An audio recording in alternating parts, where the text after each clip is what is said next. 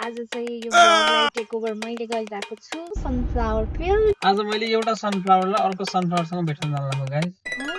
धोका दिन्थ्यौ भनिले माया त गरिनौ। सरी हामी हजुरलाई काठमाडौँ लान सक्दैनौँ। सनफ्लावर लेखेको आयो त्यही हो। ओ या सनफ्लावर भनेर आयो। आम्बु नमस्ते सबैजना सन्चै हुनुहुन्छ होला। Welcome to our vlog. आज चाहिँ यो भ्लगलाई टेक ओभर मैले गरिरहेको छु। त्यही हो गाइस, मैले गर्छु भनेको उसले चाहिँ जबरजस्ती गर्यो। अब ठिकै छ, उसको भ्लग पनि हेरौँ हैन। आज उसले कसरी गर्नु रहेछ त्यही भएर म नि हेर्छु नि त आज। अनि आज चाहिँ हामी रेडी भएर चिटिक्क परेर जाँदैछौँ सनफ्लावर फिल्ड। आज उसको डे अफ, अनि घरमा यत्तिकै बसेर डे वेस्ट गर्नुभन्दा काहीँ निस्किम भनेर होइन, फ्रेस भइन्छ भनेर हामी जाँदैछौँ र हजुरहरूलाई पनि लग्छौँ। आज मैले एउटा सनफ्लावरलाई अर्को सनफ्लावरसँग भेट्न जान लाग्यो गाइस। म मक्कै। हामी यस्तो ट्राफिकमा पर्यो गाइज। हामीलाई बचाऊ गाइस, हामीलाई बचाऊ। दिन चाहिँ कस्तो राम्रो परेको छ है, मजाले घाम लागेछ, घुम्ने जस्तै दिन छ। तर ट्राफिकले चाहिँ हामीलाई आज साथ दिएको छैन। बिहानैबाट आधा घन्टाको बाटो, अब हेरौँ कति लाग्छ यो ट्राफिकले गर्दा है। हामी अहिले तेल हाल्न रोकेको अवस्था, अनि अब उसलाई फेरि कफी खाँदै चलाउनु पर्छ इफ लङ ड्राइभ भयो भने। सो कफी चाहिहाल्यो उसलाई, अनि ऊ चाहिँ कफी लिन गएको छ। मलाई चाहिँ भोक पनि लागिसक्यो, बिहान निस्केको बाबुलाई जिपी लगेर जिपीकोमा लगेर अनि आएको हामी। त्यही भएर केही खाएको छैन, भोक पनि लागिसक्यो।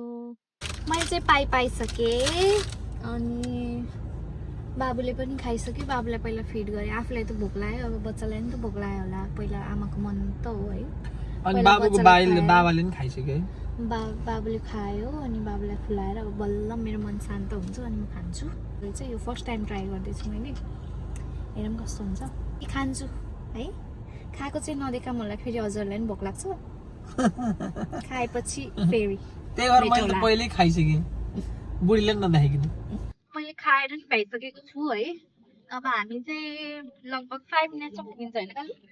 4 मिनटमा पुगिन्छ। 4 मिनटमा पुगिन्छ। अनि मिठो थियो, पाए खाए। न्युजिल्यान्डको पाए चाहिँ वान अफ द न्युजिल्यान्डलाई चिनाउने नै पाइले हो भन्छ होइन। मैले पाए चाहिँ नेपालमा त्यति धेरै त खाएको थिएन, एकैचोटि त्यही एप्पल पाए चाहिँ कता क्याफेमा खाए मात्र हो।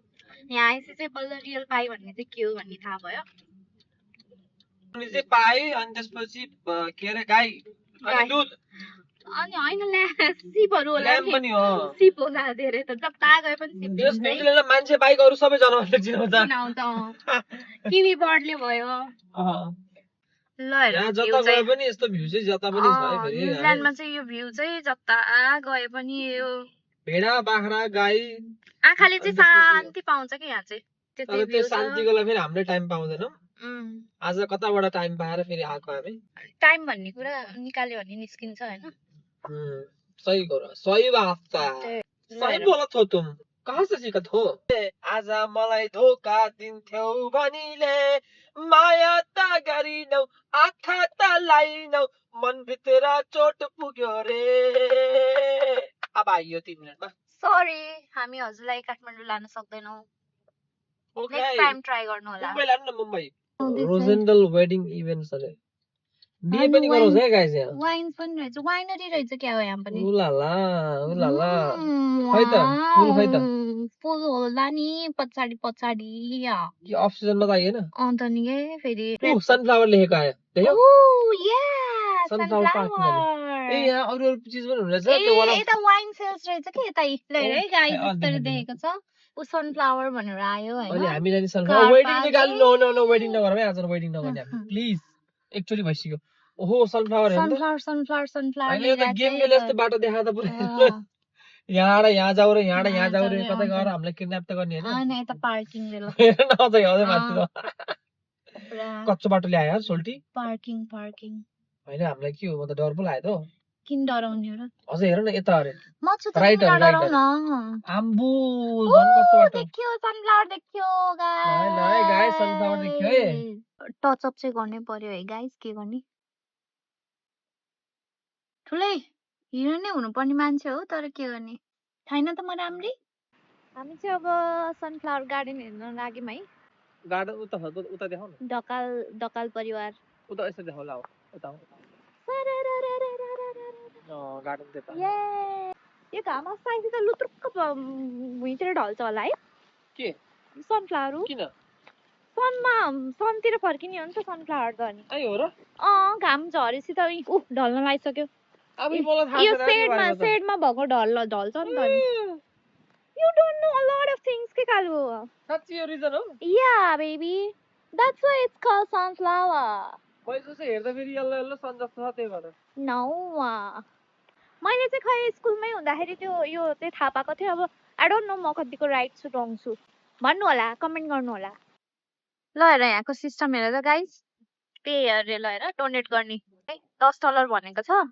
दिए नि भयो नदिए नि भयो दिए नि भयो नदिए नि भयो कि कति राम्रो डोनेसन सिस्टम। मात्रै हो कि यो डोनेसन भनेर लेखेको छ भन्नु कि चाहिँ जरुरी छैन कि दिनै पर्छ भने तर कतिको ट्रस्ट छ मान्छेको यहाँ है तर हामी चाहिँ खुद्दार मान्छे म दिन्छु है $20 हालेँ मैले त्यहाँबाट हालेँ गाइस ल अहिले झिक्नु पर्छ नि छौँ एन्ट्री। यसरी मुर्जाउने मुर्जाउँछ कि ल हेर रोजिना इज राइट। ए ल बेथे साग लिएर जानुपर्छ क्या बुढी। यही हो है बेथे गाई चाहिँ। ल बेथे त यहाँ त लटरम्मै हुन्छ है।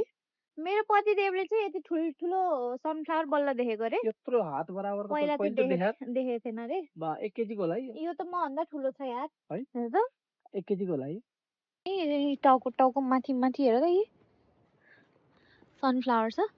सनफ्लावर देखिरहेको तर मैले यसरी गार्डन चाहिँ कहिले पनि गएको थिएन है।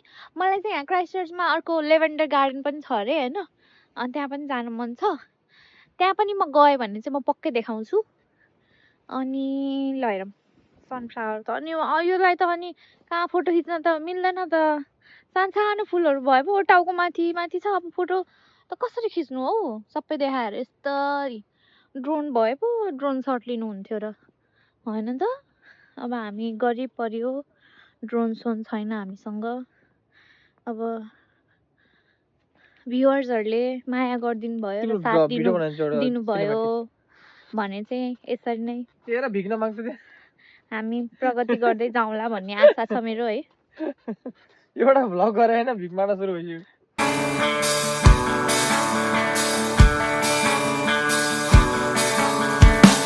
नेपालमा चाहिँ सनफ्लावर फिल्डहरू त हुन्छ होला है तराईतिर, तर अब हामी त पहाडमा पोखरेली पर्यो। त्यही भने मैले नेपालमा यत्रो ठुलो त कहिले देखेन। यस्तो चाहिँ कहिले नि थाहा भएन, देखेन, गएन के। त्यो पनि यत्रो फार्म त छैन होला कसैजना। हैन तराईतिर त हुन्छ नि। अनि तराईतिर त नि आफकै कत्रो फार्महरू हुन्छ नि त नि। बस्ने ठाउँ नि रहेछ त्यहाँ है।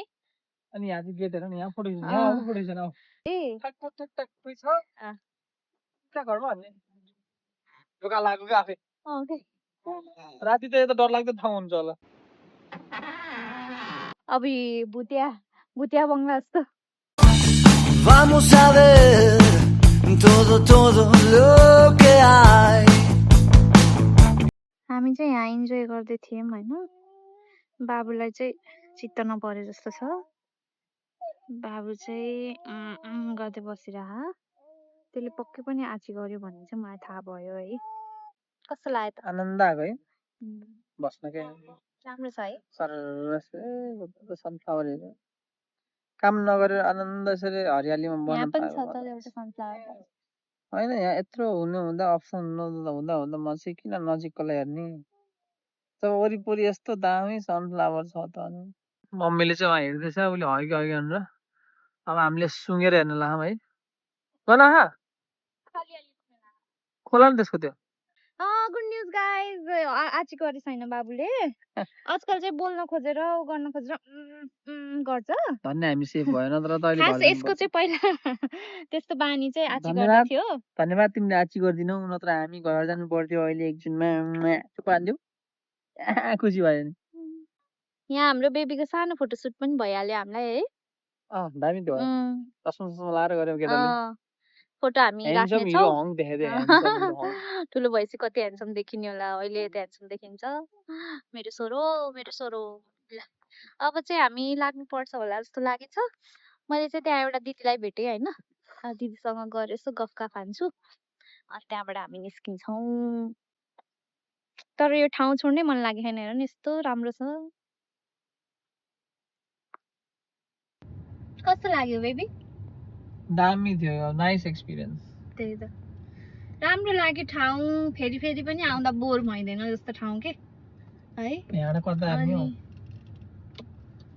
अघि आएको बाटो यतै हो के यतै जाने होला नि हैन ल सनफ्लावर बाई बाई बाई। एउटा सनफ्लावर टिप्नु त मन थियो तर फेरि $3 रहेछ मैले टिपेन टिपेर लगेर नि फेरि मुर्जाउनलाई किन बरु यहीँ फुलिरहेछ फुलेको सनलाई किन निभाउनु जिन्दगीमा मेरो पिरले किन बुझाउनु आज मेरो माया तिमी कता आयो प्लिज आज नभन उल्टो बाटो आयो तिमी बाटो हेर होइन इट्स राइट वे सारी बन्द गर हजुरलाई सुशी खान मन लाग्छ नि सुशी छ यहाँ shout out to this sushi फुशी